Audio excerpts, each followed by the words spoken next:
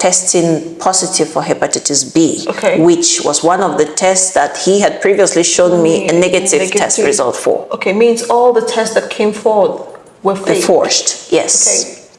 Okay. How can someone just fake medical reports? Like some things I don't understand. It's okay for educational, but Medics, like how? And he knew that hepatitis is one of the illnesses that you can't have and get it. You can't get a job here with that. Yeah, because at that time I told they would him. test them. Yeah, exactly. Maybe now they don't. They just do HIV and it's done. But then, yes, they would do that. And if you're positive, no. I'll pick up the chunks from the, the beatings and take my bag. I could not afford a thing. There was a day I got stuck in Dubai. I did not have transport fare. Oh my God. I slept in Union. You slept in Union. So without wasting time, I opened my boxes because I told you I came just with few pieces of dresses and I start selling. I passed through a lot of difficult times. I'm not married. If I become a time, I wanted to commit suicide. Right? Yeah. So I actually sent 3 million CF for France. Yes. And they made me a 1-month visa. I applied a lot.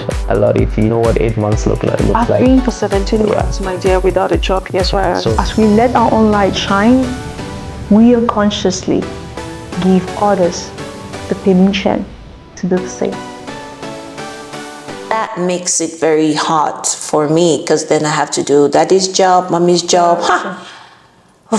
I was supposed to go pick up the car from the garage. That's a man's job. Okay. But it's still there. Since how many days I have to go pick it up. But juggling everything, work and the kids, the house and the garage and maintenance whenever there is that's pretty much my life here. But I can't complain because even though my husband works out of the country, he tries to make me as comfortable as possible. We have 2 domestic staff because he wants me to have as much help as I need. All right, so let's get to your job. Yeah. How did you get it?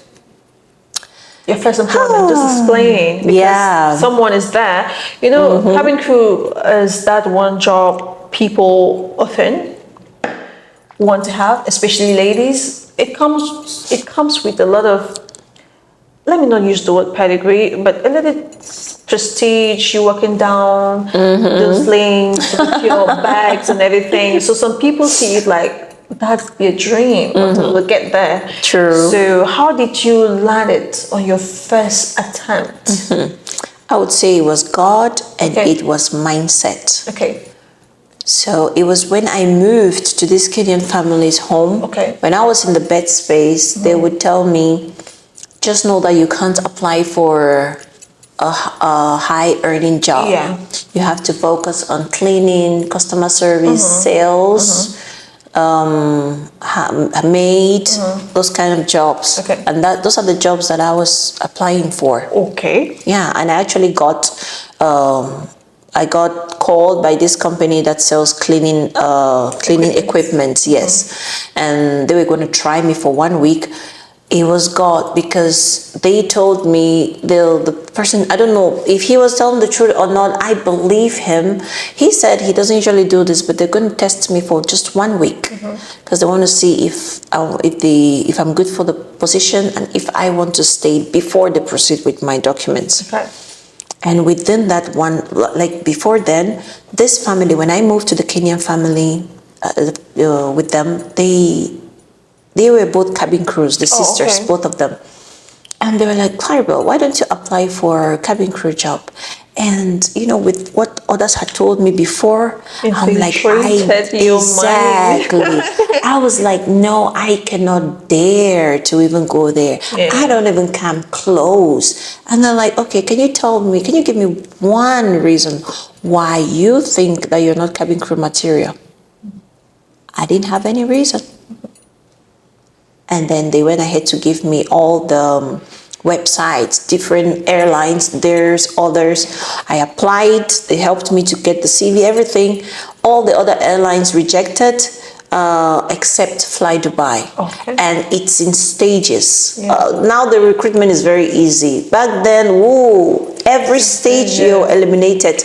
Did you do the video? Oh yes, I did. And this Kenyan family, they would coach me like general questions, what to expect, how to respond. I would even practice with them. Oh, they were amazing. And I did the video interview. After that, I was called for the assessment day, and the assessment day had about 6 or 7 stages, and they eliminate at each stage. And just like that, I was moving from one stage to the next until I reached the final interview stage. Then I went back, and this cleaning company called me. And I was there just praying that before this 1 week is over, can a miracle just happen. On the 3rd or the 4th day, I got a call from Fly Dubai. Okay.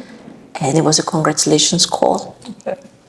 And I cried my eyes out because this company, the cleaning company, was going to pay me 2,500 dirhams. And I had already made up my mind, if it's God's will, that this is where I will start. I drew the budget. This is what will go to my daughter every month. This is what will go for this is what I will save. But to the glory of God, He gave me this opportunity that was multiple times better. And went through the training. I struggled because remember the first time that I came to the first time I entered an aircraft. Okay. Before this time, I've entered an aircraft just to once. I don't know anything about aviation. Yeah. So I struggled during the training. When we finish, where we've closed, everybody goes home, I would stay back and study until it's time for them to shut down the building. Okay. Then I will go home to the Kenyan family and study some more. Okay. You will write tests every day, and the minimum score then was 90%. Okay. Yeah, so it was really hard for me. But hey, here I am. And I'm telling you, if that girl that had been in an aircraft just once in her life could make it through the training, could make it and get the job without any experience. I came with my Playbook sales experience, exactly. No, there is no, I don't know where people get this idea that you need a course, you need some particular kind of certificate. Exactly. Maybe in another country, but here, no, you don't need that.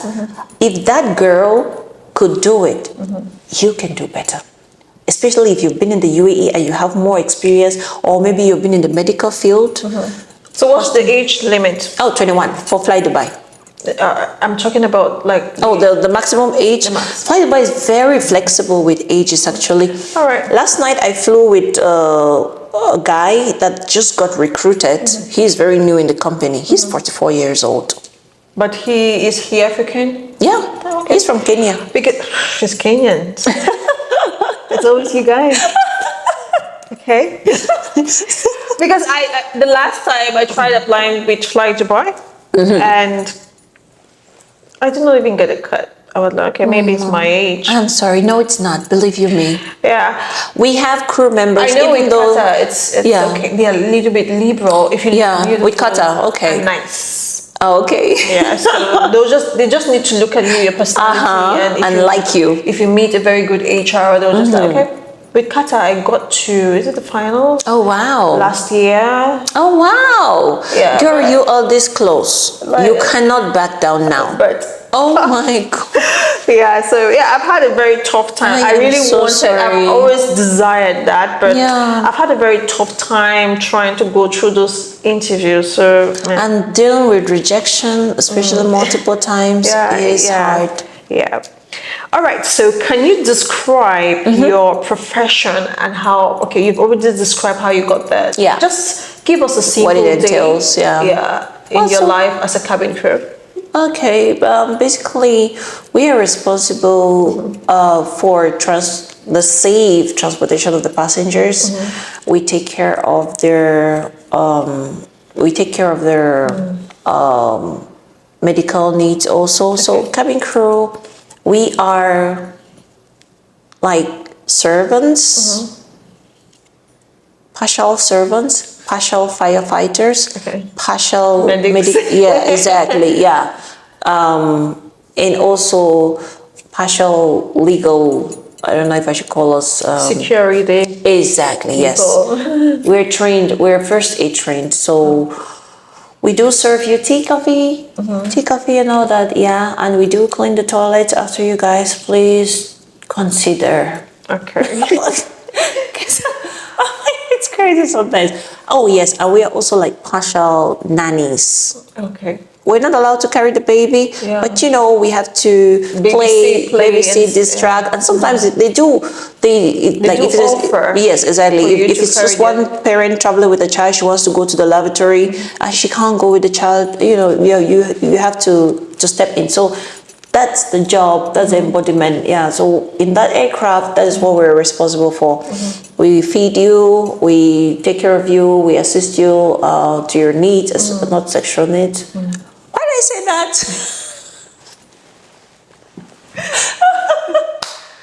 Sorry, but yeah, until you reach your final destination. Yeah, Okay, that's so it. let me ask, because this question is normally, how did you cope being pregnant and working as a flight attendant? Because that's one thing people don't know. They was just like, how she do it? Yeah, so again, Fly Dubai is kind of flexible with that. You can fly until you're 16 weeks pregnant. Okay.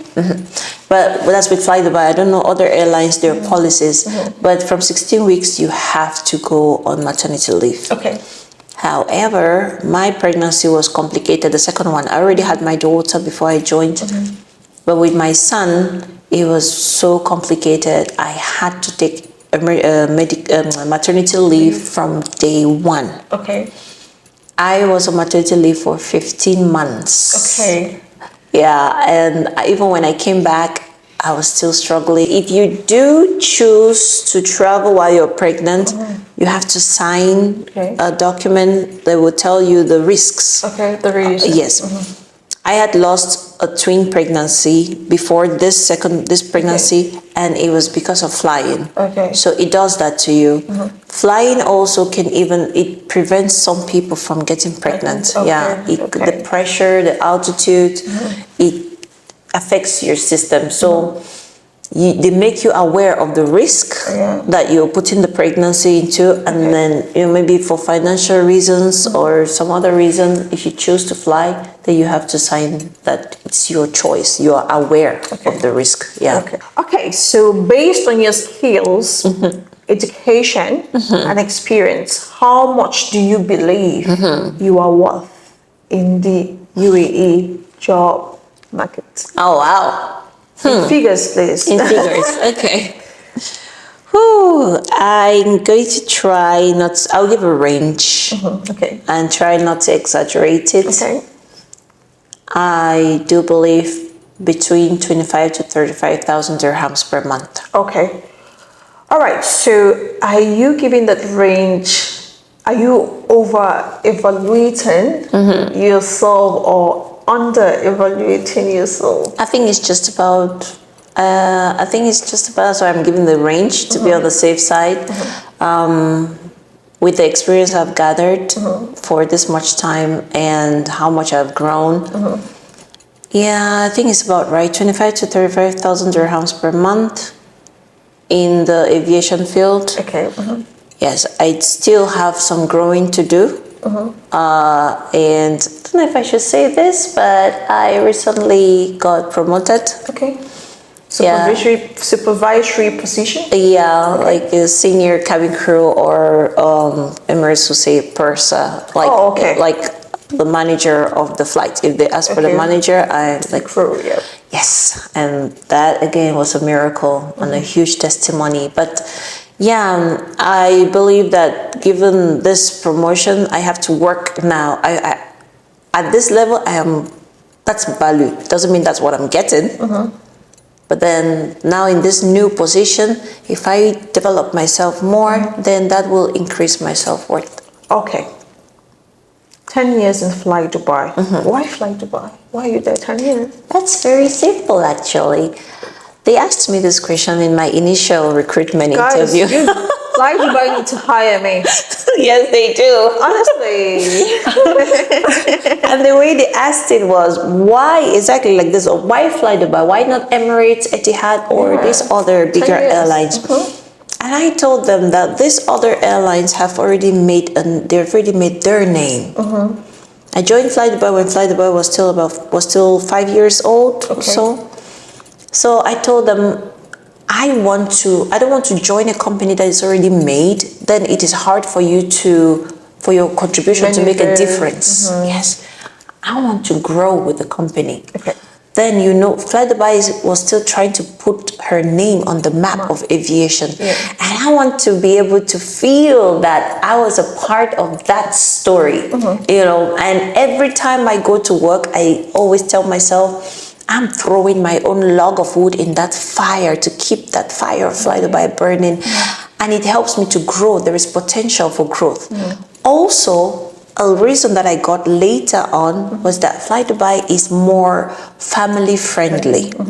Because we do more turnarounds. You go in the morning, you're back in the afternoon or at night. You don't go and stay. We do have layovers, but we have a choice. Like, I do turnarounds only, and it's easy for me to get rid of a layover. Just swap it with another crew. If I have a layover, you have a turnaround, I just swap it with you. Okay. Yeah. There. All right. Okay. Having lived in Dubai for approximately 10 years, yeah. What valuable lessons have you learned? One, about yourself. Two, about people. Three, about life. About myself. Ooh, I am stronger than I thought. Yeah.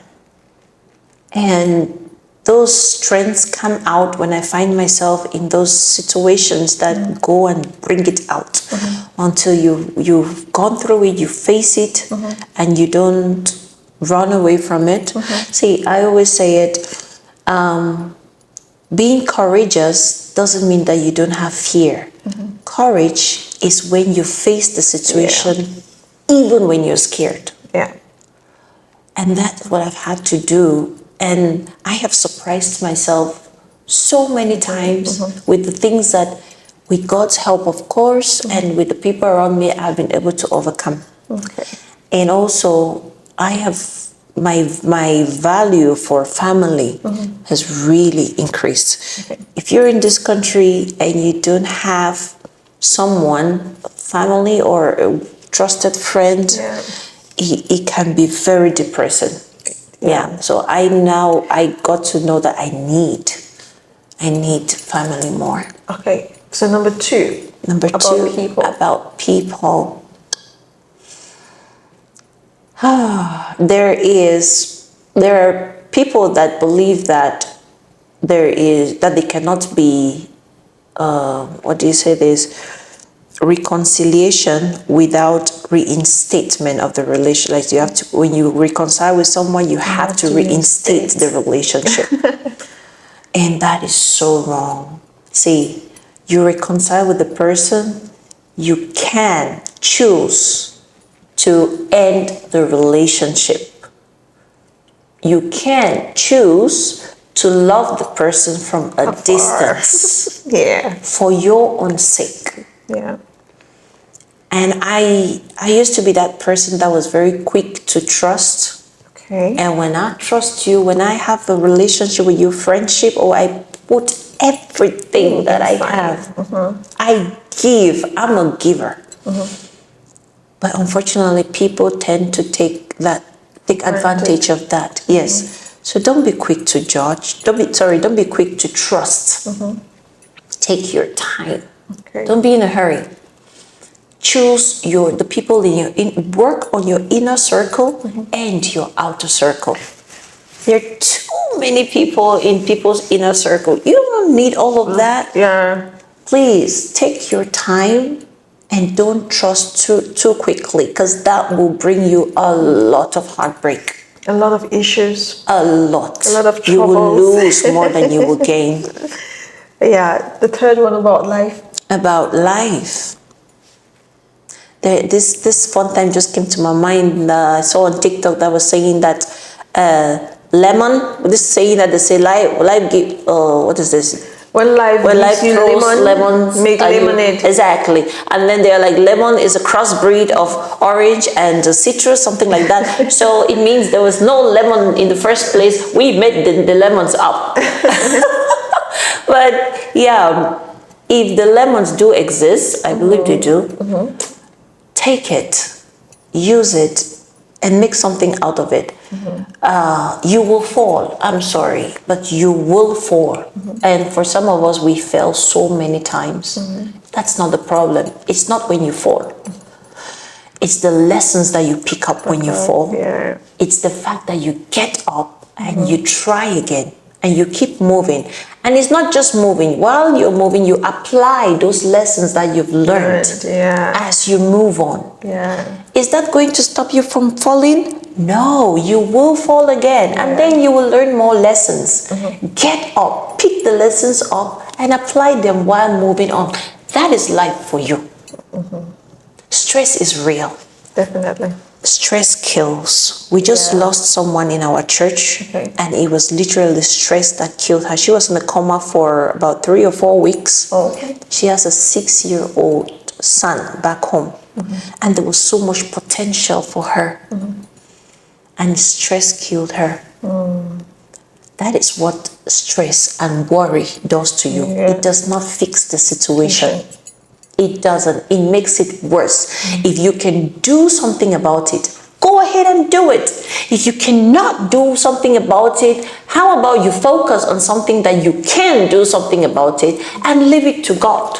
Work on your relationship with your Creator. We're not meant, we're not built to have all the solutions. We're not built that way, so you can't solve all the problems. And please don't try to save the whole world. You can't save the whole world. Save yourself first. Because it's when you are safe, then if you both fall into the water, it's when you get out that you can send your hand and even in aviation, we tell the passengers, if the drop down oxygen, if the oxygen drops down, put yours on first before you put it on another person. So please, try to be selfish, not too selfish, but there are times that you have to think of yourself first. Because if you take care of yourself, then you can take care of your neighbor. Yeah, definitely. You've said something valuable. I hope someone picks it up. Amen. Okay, so what does success mean to you? Success to me is people looking up to you, people feeling confident and comfortable to come up to you for advice. And I always say it, if somebody is not where you want to be, or at least on the path, almost getting to the place where you want to be, don't take advice from that person. We go taking advice from other people that have not even succeeded in the field that they are giving you. People come to me and they're talking about aviation and the advice they got from other people that are not even in aviation. Okay. So if you see someone in that place where you want to get a mentor, let the mentor be somewhere that you want to be, or at least they are almost there. That is success, when people are able to come to you for advice, for counseling, for support, when you are able to impact lives positively because you have reached that level. See, the Bible says you will lend to nations. And I hold that word so strong because it's possible. Like, lending is not only about money. Yes, money, financial success, yes, that's good. But it's not just that. You can lose the money in the twinkle of an eye. Definitely. It is the footprints that you leave, the legacy that you leave. People will not remember you for the money that you went and spread, and they might remember you for that. But then when I see people and they tell me, oh my God, you did this for me, you told me this, I watched this in your video and I applied it and it helped me so much, I feel successful. I feel like, yes, I achieved something. I'm doing something good, putting it out there. Success is not for you. Success, you achieve it so that you can put it out there and impact society. It doesn't end with you. So if you're doing the dream of the job of your dream, earning the salary of your dream, and living the life of your dream by yourself, I'm sorry, you're not successful. Okay, so do you consider yourself successful? I do. Okay, so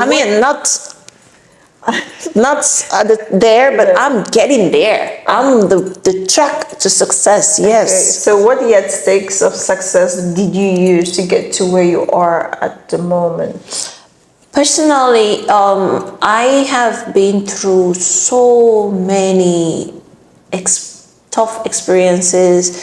Life has, the lessons that I learned in life, almost all of them, I had to learn them the hard way. Okay. And that was the best way to teach me because I was a stubborn child. Okay. Let's go a story for another day. But then these experiences that have taught me these lessons that I am now passing on to others and sharing it and applying it. These experiences were like, that is what I would call my yardstick, because without them, I would not be where I am. So I also want to say something. Don't be scared to try that, to be adventurous. Yeah. Try new things. Though from even something as basic as food. We will come to the UAE. I cook Cameroonian meals. Every day my household does it, but we also cook foreign meals. My household is from Sri Lanka. So we cook Asian meals. My husband is from Texas. So we cook Mexican meals. And we cook Cameroonian meals. And then on board also, I try out the meals on board. Be ready to try new things. Then you will know what is for you, what is not for you. Exactly. So be adventurous, but don't just go all out and just be careless. Please, no. Okay, so the next one. Do you think your journey to success would have been different if you had moved to the other nations, the US, Finland, Sweden? Because you know people from your country, they're so drawn and driven. They see us in the United Arab Emirates like some noodles. And like we're not really bush fellas. Yeah, we can't, what is it? Well, like here. So, it would have been different, yes, but how different, I don't know. What I know is I do not regret being here. When I came here, my plan was to just spend, my dream country has always been Canada, and my husband hates the fact that my dream country is not the US, and he hates Canada for that. So my plan was to spend a couple of years here and then move on to Canada. Use it as a stepping stone, because you hear that a lot with Africans. Oh, it's No, 10 years later, I'm still here. But it would have been different, but I don't know how different. And truth be told, I don't want to know, because I am content with this success. I am happy. There is still potential, and I believe there's still more levels of success that I am about to attain in this country. Yes, eventually we will move to the US where my husband is. But even he knows that we're not ready for that right now. We still have dreams to achieve. We have businesses to set up. And we both understand that it is here in the Middle East that we'll be able to get the funds faster to achieve those dreams. If we move to the US, even my husband knows it will take more time. Okay. I love the part where you said content. Some of us, we lack them. We don't have it. Being content is a very good thing to have, because you will not have to be looking where you're not supposed to look into. The grass is not greener on the other side. It's not. It looks like it until you get there. It's not. Okay, so let's discuss the cost of living in the UAE, because this one is blasting some people's mind. So will you describe it as expensive, reasonable, or affordable? Okay, I would say it's expensive, to be honest. Okay, rent what makes it expensive? Rent is expensive, and it's going up. I'm a driver, so the fuel here, it's less expensive than other countries like in the US. Like fuel, I give it a tick, yes. But then there is salik. So, and there is parking space, and there is lots and lots of fines. All right, so what about the food? The food, Personally, like I told you, I cook. Ajman is cheap. Oh yeah, I live in Ajman, by the way. Ajman is cheap. Don't go there. Comparatively, yes, it's cheaper than Sharjah and Dubai and Abu Dhabi. It's not. It's more expensive than it used to be, but compared to these other Emirates, it is still cheaper. Affordable. So I prefer to stay there. Like where we live, 6-bedroom villa, we pay 95,000 dirhams per year. Okay. And I have people that live in Dubai, and they for a 1-bedroom flat. 60. I'm not even going to check the villas. I'm just going to check about the 6-bedroom. I ain't even going to go there because the amount is woof.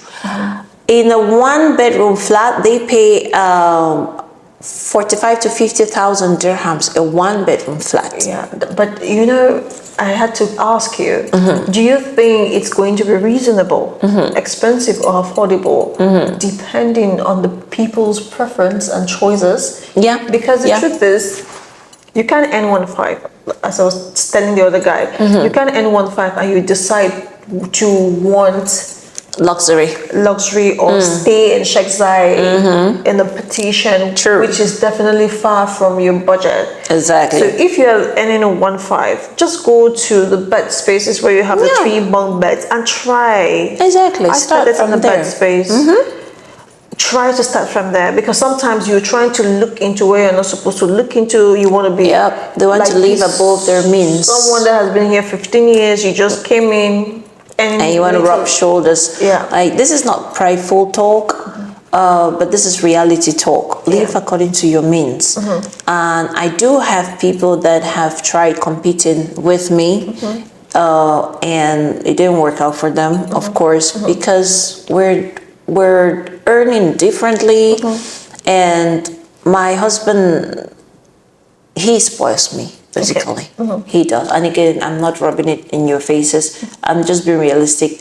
Sometimes you might see the person, and the person might not be able to afford that lifestyle. Because if it's just me, I won't be able to afford to. Yeah, exactly. But my husband makes it possible. When we come together, we put our resources together, more of his resources. It becomes. She insisted. Very important. It becomes attainable comfortably. So please live according to your means. Don't compare. Just start. I started from bed space also. And when I got this job, I was in a 1-bedroom flat. Was it? No, I was in a 2-bedroom flat, but it was 1 bedroom that has been partitioned into 2 bedrooms. So I walked my way up. Oh, okay. Yeah. All right, so let's go to saving. Saving, yes. Okay, so is it difficult to save while living in Dubai? Again, it depends on your lifestyle. If you're reaching for things that you're struggling to afford, you won't be able to save. If you are cutting the costs and you're intentional, you need to be intentional about it. And it doesn't mean that even when you are intentional and you do save every month, it doesn't mean that those things will not come up that will, like in the blink of an eye.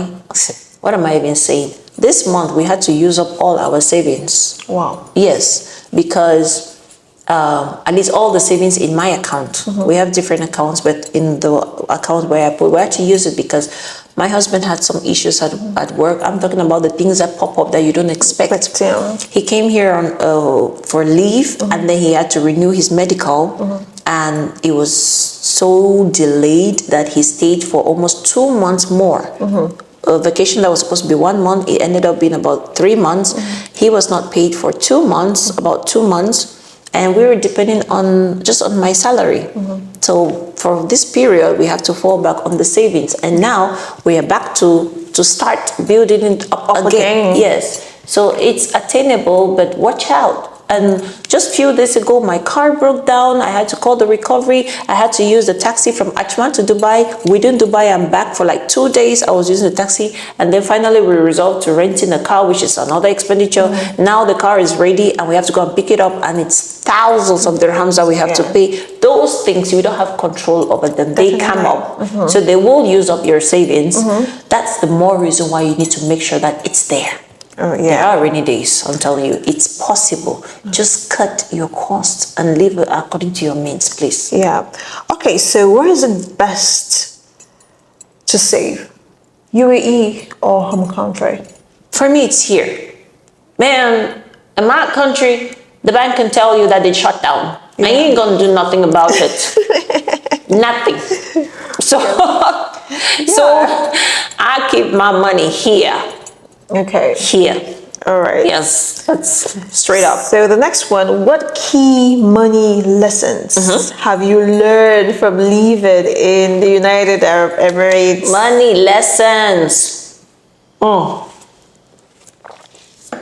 Take a sip for that, sorry. UAE has all the things that you need to squander your money. It's available. Yeah. That's not a problem. You don't need to even search. Even from your doorstep, you see all those apps. In your house, under You your see- pillow. Hey God, you see Shane?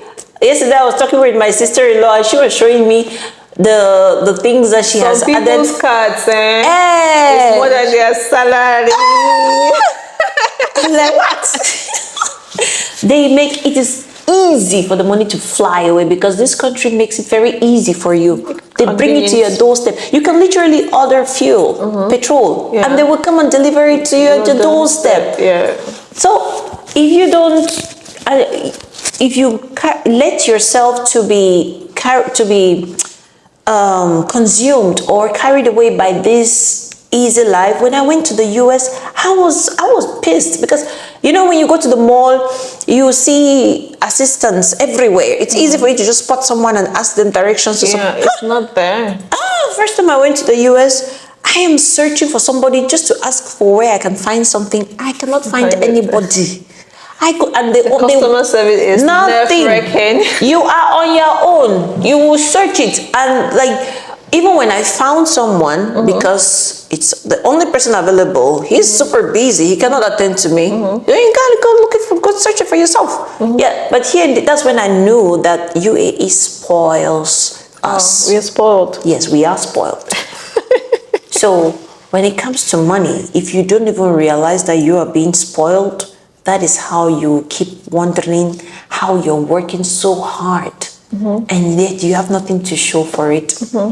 When you identify these things and then you have self-control, you're able to curb your desires or your excesses, and you're able to see it. It starts with the mind. It is the mindset. And please, for those of us that don't like reading books, or that, for me, I go into books for knowledge, I do, but when I do read, I fall asleep. So I use audiobooks. There is that option. Yeah. Listen to the audiobook while you're doing something.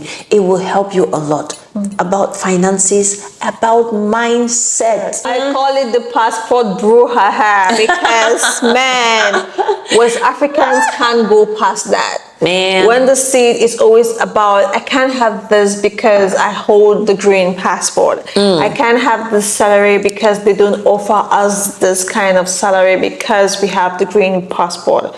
So do you believe the type of passport you hold impact the kind of opportunities and salaries you have in the UAE? In the UAE, I would say I have, yes.